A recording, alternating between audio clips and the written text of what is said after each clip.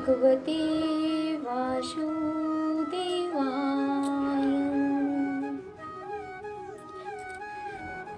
आज मैं आप लोगों को श्रीमद् भागवतम के आगे की कथा का रसवास्वादन करवाने जा रही हूँ, तो कथा को भक्ति पूर्वक सुनिएगा और आत्मसात कीजिएगा।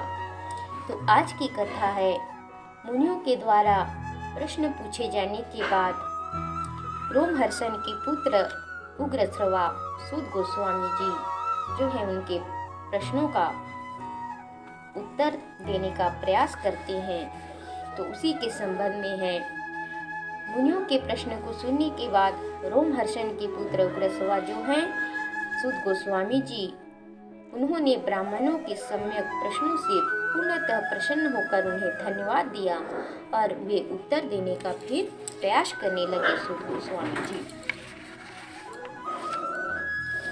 श्री सूत गोस्वामी जी ने कहा, मैं उन महामुनि सुखदेव गोस्वामी को सादर नमस्कार करता हूँ जो सबों के हृदय में प्रवेश करने में समर्थ हैं। जब वे यज्ञोपवीत संस्कार अथवा उच्च जातियों द्वारा किए जाने वाले जो अनुष्ठान हैं, उनको संपन्न किए बिना ही संन्यास ग्रहण करने चले गए, तो उनके पिता जो थे व्यासदेव जी, उनके वियोग के भय से आतुर होकर चिल्ला उठे, हे पुत्र। तो उस समय जो वैसे ही वियोग की भावना में लीन थे, केवल ऐसे वृक्षों के शोकग्रस्त पिता के शब्दों का प्रतिध्वनि के रूप में उत्तर दिया। तो आगे सूत गोस्वामी जी कहते हैं, मैं समस्त मुनियों के गुरु व्यासदेव के पुत्र सुखदेव को सादर नमस्कार करता हूँ, जिन्होंने संसार के गहन अंधकारमय भागों को पार करने के लिए संघर्षशील निपट भौतिकवादियों के प्रति अनुकंपा करके वैदिक ज्ञान के सार रूप इस परम गूढ़ पुराण को स्वयं आत्मसात करने के बाद अनुभव द्वारा कह सुनाया है। तो विजय के साधन स्वरूप इस श्रीमद् भागवत का पाठ करने सुनने के पूर्व मनुष्य को चाहिए कि वह श्रीमद् भागवत कथा को सुनने के पूर्व मनुष्य को चाहिए कि वे श्री भगवान नारायण को, नरोत्तम नर नारायण ऋषि को, विद्या की देवी माता सरस्वती को तथा ग्रंथकार जो इस ग्रंथकार हैं श्रीमद् भागवतम के जो ग्रंथकार हैं श्री व्यासदेव जी, उनको नमस्कार करें।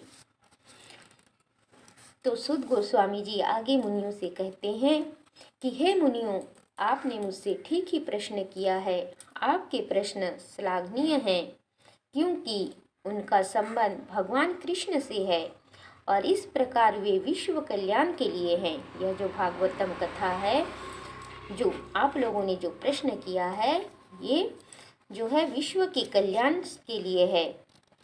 ऐसे प्रश्नों से ही पूर्ण आत्मतुष्टि हो सकती है। आप लोगों ने जो प्रश्न किया है, ऐसे ही प्रश्नों से आत्मतुष्टि हो सकती है। संपूर्ण मानवता के लिए परम धर्म वही है। संपूर्ण मानवता के लिए परम धर्म वही है जिसके द्वारा सारे मनुष्य दिव्य भगवान की प्रेमा भक्ति प्राप्त कर सके। संपूर्ण मानवता के लिए परम धर्म परम वृत्ति वही है जिसके द्वारा सारे मनुष्य जो है दिव्य भगवान की प्रेम प्रीति और भक्ति को प्राप्त कर सके। यही जो है मानव जीवन का परम लक्ष्य है। ऐसी भक्ति अकारण तथा अखंड होनी चाहिए। तो भगवान के प्रति जो भक्ति है वो कैसी होनी चाहिए? अकारण तथा अखंड होनी चाहिए, जिससे आत्मा पूर्ण रूप से तुष्ट हो सके। आत्मा पूर्ण रूप से तुष्ट हो सके। भक्ति ऐसी अखंड और अकारण होनी चाहिए। भगवान श्री कृष्ण की भक्ति करने से मनुष्य तुरंत ही अहेतुक ज्ञान तथा संसार से वैराग्य प्राप्त कर लेता है। भगवान श्री कृष्ण की जो है भक्ति करने से मनुष्य तुरंत ही अहेतुक ज्ञान, दिव्य ज्ञान, भगवत ज्ञान तथा संसार से वैराग्य को प्राप्त कर लेता है। संसार से वो वैरागी हो जाता है। मनुष्य द्वारा अपने पद के अनुसार संपन्न की गई वृत्तियां यदि भगवान के संदेश के प्रति आकर्षण उत्पन्न न कर सके, मनुष्य द्वारा अपने पद के अनुसार जो संपन्न की गई वृत्तियां हैं, यदि भगवान के संदेशों के प्रति आकर्षण उत्पन्न न कर सके तो वे सभी क्या हैं? निरीह है, व्यर्थ है, व्यर्थ का ही श्रम है। यदि मनुष्य द्वारा अपने पद के अनुसार संपन्न की गई जो कार्य है, वृत्तियां हैं, धर्म हैं, यदि भगवान के संदेश के प्रति आकर्षण न उत्पन्न कर सके तो वो व्यर्थ ही किया गया श्रम है, व्यर्थ ही हो जाता है। समस्त वृत्तिपरक कार्य निश्चय ही परम मोक्ष के निमित्त होते हैं। जितने भी वृत्तिपरक कार्य हैं वे निश्चय ही मोक्ष के निमित्त होते हैं और मोक्ष के निमित्त ही होने चाहिए। भगवान की भक्ति प्रीति प्राप्त करने के निमित्त ही होनी चाहिए, क्योंकि 4 खानी 84 लाख योनि में भटकने के बाद जो है यह मनुष्य का शरीर मिलता है। उन्हें कभी भौतिक लाभ के लिए संपन्न नहीं किया जाना चाहिए। इससे भी आगे ऋषियों के अनुसार जो लोग परम वृत्ति धर्म में लगे हैं उन्हें चाहिए कि इंद्रिय तृप्ति के संवर्धन हेतु भौतिक लाभ का उपयोग कदापि नहीं करना चाहिए। जो लोग परम धर्म में लगे हैं उनको भी चाहिए कि इंद्रिय तृप्ति के संवर्धन के लिए भौतिक लाभ का उपयोग कदापि नहीं करना चाहिए। ऋषियों के अनुसार ऋषिगण कहते हैं कि जो लोग परम धर्म में लगे हैं उन्हें चाहिए कि इंद्रिय तृप्ति के संवर्धन हेतु भौतिक लाभ का उपयोग कदापि नहीं करें। जीवन की इच्छाएं इंद्रिय तृप्ति की ओर लक्षित नहीं होनी चाहिए। जीवन की जो इच्छाएं हैं, मनुष्य जीवन की जो इच्छाएं हैं वो इंद्रिय तृप्ति की ओर लक्षित नहीं होनी चाहिए, बल्कि भगवत भक्ति भगवत प्रीति की ओर लक्षित होनी चाहिए। मनुष्य को केवल स्वस्थ जीवन की या आत्म संरक्षण की कामना करनी चाहिए, क्योंकि मानव तो परम सत्य के विषय में जिज्ञासा करने के निमित्त बना है। यह जो मनुष्य का शरीर मिला है 4 खानी 84 लाख योनि में भटकने के बाद वो केवल परम सत्य के विषय में, ईश्वर के विषय में जिज्ञासा करने के निमित्त बना है, मिला है। मनुष्य की वृत्तियों का इसके अतिरिक्त अन्य कोई लक्ष्य नहीं होना चाहिए। मनुष्य का जो वृत्ति है, धर्म है, इसका एक ही लक्ष्य होना चाहिए कि भगवान की प्रीति भक्ति प्राप्त कर सके, भगवान के बारे में जान सके। इसके अलावा और कोई मनुष्य जीवन का दूसरा लक्ष्य नहीं होना चाहिए। परम सत्य को जानने वाले विद्वान आध्यात्मवादी तत्वविद इस अद्वैत तत्व को ब्रह्म, परमात्मा या भगवान के नाम से पुकारते हैं। ज्ञान तथा वैराग्य की समन्वित गंभीर जिज्ञासु या मुनि वेदांत श्रुति के श्रवण से ग्रहण की हुई भक्ति द्वारा परम सत्य की अनुभूति करता है। अतः हे द्विश्रेष्ठ, निष्कर्ष यह निकलता है कि वर्णाश्रम धर्म के अनुसार अपने कर्तव्यों को पूरा करने से जो परम सिद्धि प्राप्त हो सकती है वह है भगवान को प्रसन्न करना। वर्णाश्रम धर्म अर्थात ब्राह्मण, क्षत्रिय, वैश्य, शूद्र, ये 4 वर्णों में विभाजित हैं और इस वर्णाश्रम धर्म के अनुसार अपने कर्तव्यों को पूरा करने से जो परम सिद्धि प्राप्त हो सकती है वह है भगवान को प्रसन्न करना। दूसरा कोई हेतु नहीं होना चाहिए। अतएव मनुष्य को एकाग्र चित्त से उन पूर्ण पुरुषोत्तम भगवान के विषय में निरंतर श्रवण, कीर्तन, स्मरण तथा पूजन करना चाहिए, जो भक्तों के रक्षक है। अतः मनुष्य को क्या चाहिए कि वो एकाग्र चित्त होकर उन पूर्ण पुरुषोत्तम भगवान के विषय में निरंतर श्रवण, कीर्तन, स्मरण तथा पूजन करे, जो भक्तों के रक्षक हैं। हाथ में तलवार लिए बुद्धिमान मनुष्य जो है भगवान का स्मरण करते हुए कर्म की बंधी हुई ग्रंथि को काट देते हैं। अतएव ऐसा कौन होगा जो उनके संदेश की ओर ध्यान नहीं देगा। अतः ऐसा कौन अभागा मनुष्य होगा जो भगवान के संदेश की ओर ध्यान नहीं देगा। हे द्विजों, जो भक्त समस्त पापों से पूर्ण रूप से मुक्त हैं, उनकी सेवा करने से महान सेवा हो जाती है। ऐसी सेवा से वासुदेव की कथा सुनने के प्रति लगाव उत्पन्न होता है। प्रत्येक हृदय में परमात्मा स्वरूप स्थित तथा सत्यनिष्ठ भक्तों के हितकारी भगवान श्री कृष्ण उस भक्त के हृदय से भौतिक भोग की इच्छा को हटाते हैं जिसने उनकी कथाओं को सुनने में रुचि उत्पन्न कर ली है, क्योंकि ये कथाएं ठीक से सुनने तथा कहने पर अत्यंत पुण्यप्रद है। भागवत की कक्षाओं में नियमित उपस्थित रहने तथा शुद्ध भक्त की सेवा करने से हृदय के सारे दुख लगभग पूर्णतः विनष्ट हो जाते हैं और उन पुण्य श्लोक भगवान में अटल प्रेमा भक्ति स्थापित हो जाती है, जिनकी प्रशंसा दिव्य गीतों से की जाती है। जैसे ही हृदय में अटल प्रीति भक्ति स्थापित हो जाती है, जैसे ही हृदय में भगवान की अटल अविचल प्रीति भक्ति स्थापित हो जाती है, तो प्रकृति के रजोगुण तथा तमोगुण के प्रभाव जैसे काम, इच्छा तथा लोभ हृदय से लुप्त हो जाते हैं।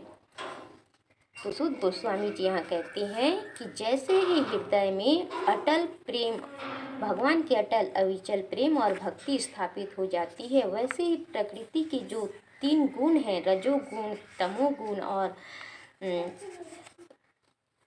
सत्वगुण, तो रजोगुण और तमोगुण के प्रभाव से जैसे काम, इच्छा तथा लोभ हृदय से लुप्त हो जाते हैं, तब भक्त सत्वगुण में स्थित होकर परम सुखी हो जाता है। प्रकृति के 3 गुण हैं, सत्वगुण, रजोगुण और तमोगुण। तो जैसे ही मनुष्य के हृदय में भगवान की अटल अविचल प्रीति भक्ति स्थापित हो जाती है, वैसे ही प्रकृति के रजोगुण तथा तमोगुण के प्रभाव से जो काम, इच्छा तथा लोभ रहता है हृदय में, वह हृदय से लुप्त हो जाते हैं और तब भक्त सत्वगुण में स्थित होकर परम सुखी हो जाता है, परम आनंद में डूब जाता है। तो इस प्रकार शुद्ध सत्व में स्थित होकर जिस मनुष्य का मन भगवान की भक्ति के संसर्ग से प्रसन्न हो चुका होता है, उसे समस्त भौतिक संगति से मुक्त होने पर भगवान का सही वैज्ञानिक ज्ञान अर्थात विज्ञान तत्व प्राप्त होता है। तो इस प्रकार से सत्व में स्थित होकर जिस मनुष्य का मन भगवान की भक्ति के संसर्ग से प्रसन्न हो चुका होता है, परमानंद में डूब चुका होता है, वैसे मनुष्य समस्त भौतिक संगति से मुक्त होने पर भगवान का सही जो वैज्ञानिक ज्ञान है, विज्ञान तत्व है, परम तत्व है, उसको जान जाता है, वह उसे प्राप्त हो जाता है। इस प्रकार हृदय की गांठ भिद जाती है और सारे संशय छिन्न भिन्न हो जाते हैं। जब मनुष्य आत्मा को स्वामी के रूप में देखता है तो सकाम कर्मों की श्रृंखला समाप्त हो जाती है। सकाम कर्म अर्थात जिस कर्म के बदले में हम कुछ फल पाने की आशा रखते हैं उसको सकाम कर्म कहते हैं, और है निष्काम कर्म जिस कर्म के करने के बदले में हम कुछ पाना नहीं चाहते हैं, वह है निष्काम कर्म। तो भगवान की प्रीति भक्ति से मनुष्य रजोगुण और तमोगुण से उत्पन्न जो लोभ है, लालसा है, काम है, इच्छा है, इन सब से मुक्त होकर सत्व गुण में प्रवेश करते हैं और सत्व गुण में प्रवेश करने के बाद वे जो है भगवान के परमानंद रूपी भक्ति को प्राप्त कर लेते हैं और उसके बाद जो है भगवान के जो ज्ञान है, परम तत्व के जो ज्ञान है उसको प्राप्त कर लेता है। और इस प्रकार से फिर हृदय की गांठ जो है वो भिद जाती है, खुल जाती है और सारे संशय छिन्न भिन्न हो जाते हैं।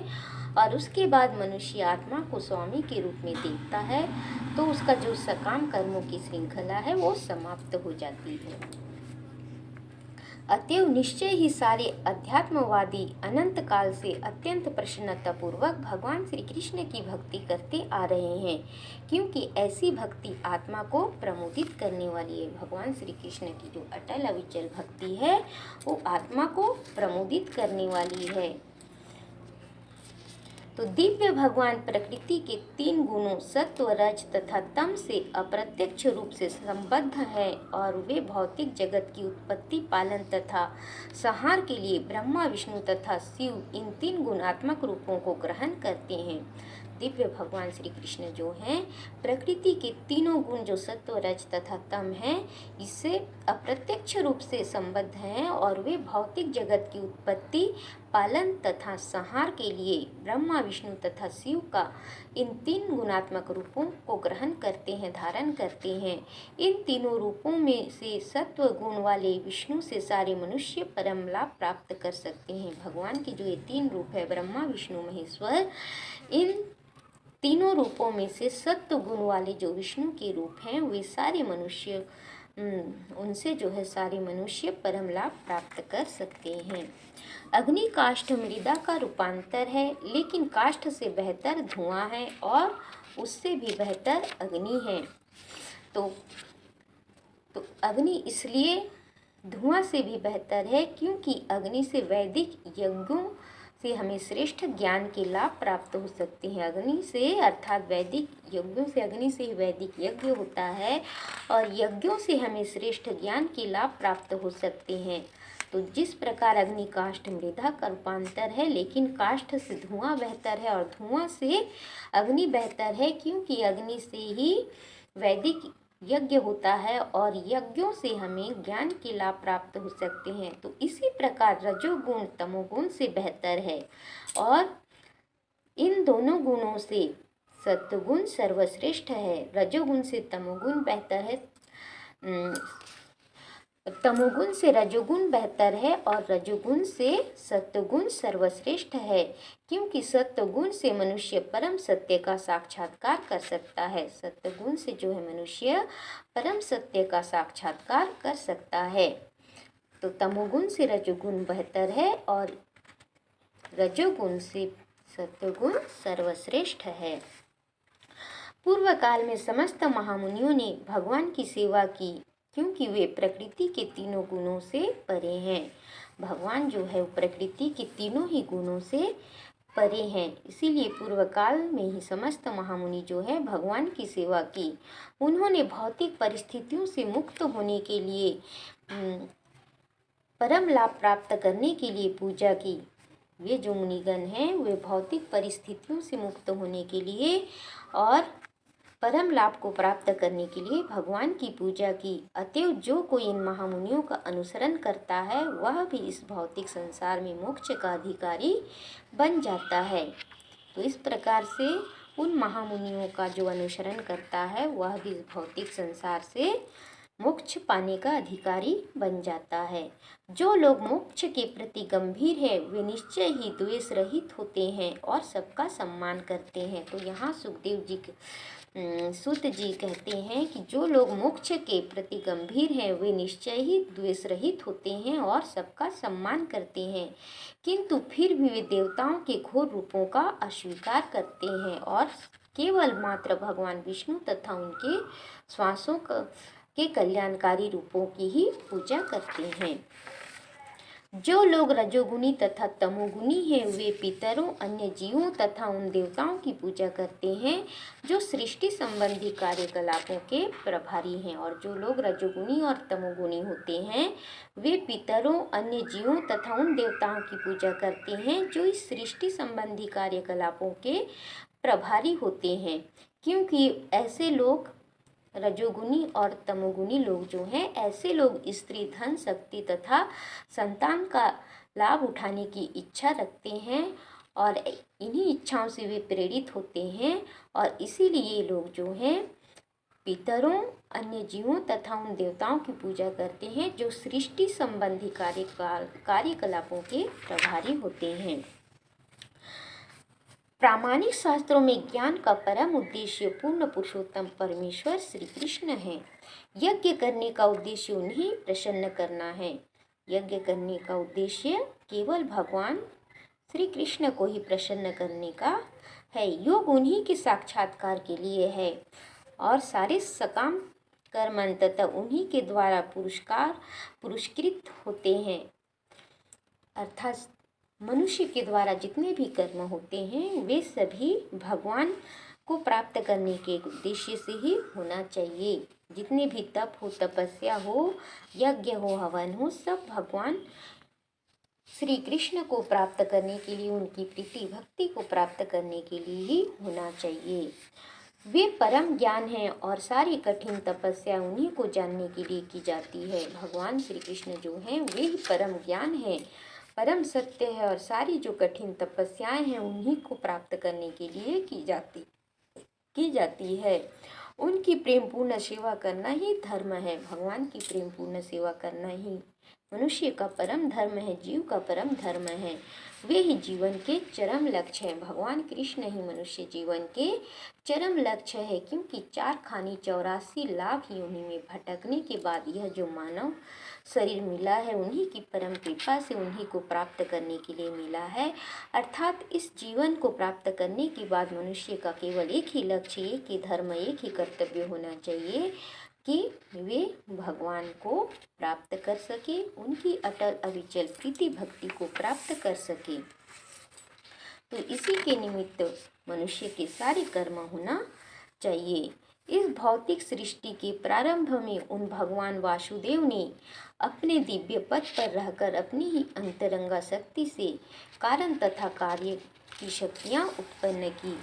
भौतिक पदार्थ की उत्पत्ति करने के बाद भगवान वासुदेव अपना विस्तार करके उसमें प्रवेश करते हैं। यद्यपि वे प्रकृति के गुणों में रहते हुए उत्पन्न जीवों में से एक जैसे लगते हैं, किंतु वे सदैव अपने दिव्य पद पर पूर्ण रूप से आलोकित रहते हैं। जैसे पानी में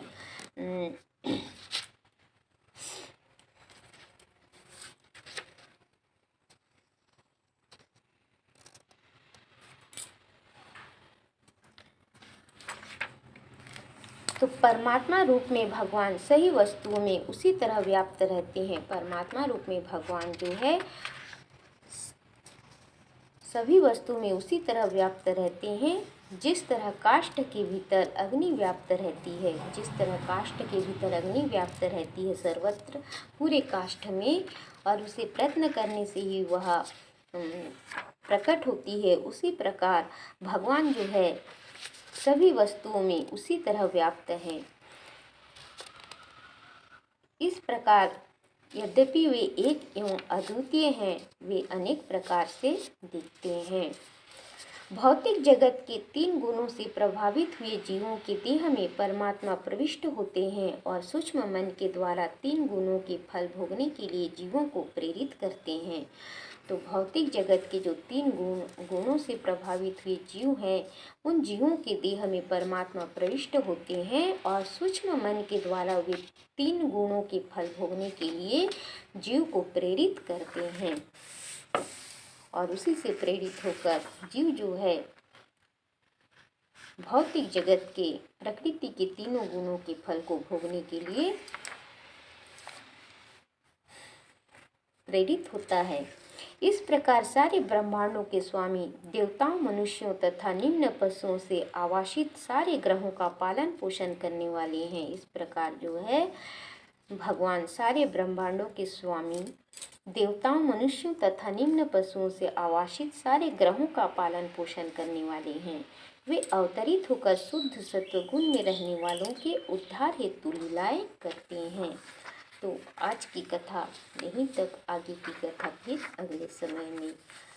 ओम नमो नारायणाय। ओम नमो भगवते वासुदेवाय।